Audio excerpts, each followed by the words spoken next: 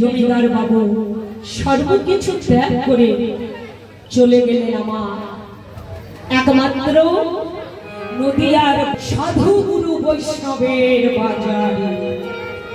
বৈষ্ণব কবি প্রমাণ দিয়ে বলেন, রাধে এই যে 80 বছরে 90 বছরে বৃদ্ধ হলেও কৃষ্ণ ভক্তি অন্তরে আসে না।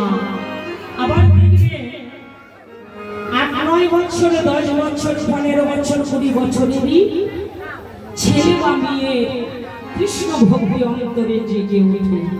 এটা কেন? নিমাই বললে কেশব ভারতীকে, গুরুদেব যার হয় তার নয়ই হয়, আর যার হয় না তার 90 বছরেও কৃষ্ণ ভক্তি অন্তরে আসে।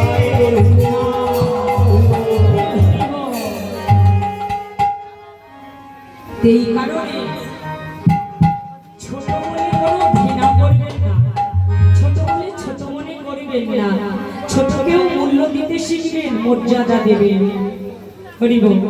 একটি কথা মনে রাখবে, একটা কুকুরের মধ্যেও ভগবান আছে, একটা বিড়াল, একটা পোকা মানে কীট পতঙ্গ যাকে বলা হচ্ছে পোকার মধ্যেও ভগবান আছে।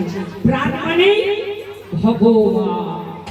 রাধে এই যে এই দেহরথ কার সাহায্যে চলে? এই দেহরথ, এই যে আমাদের প্রাণ হলো গোবিন্দ আর দেহ হলো রথ। এই রথ চলে যতক্ষণ আমার গোবিন্দ সারথি এই দেহরথকে চালাচ্ছে ততক্ষণই চলছে।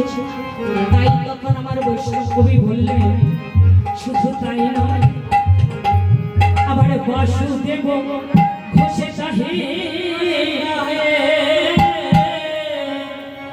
মনের হরি।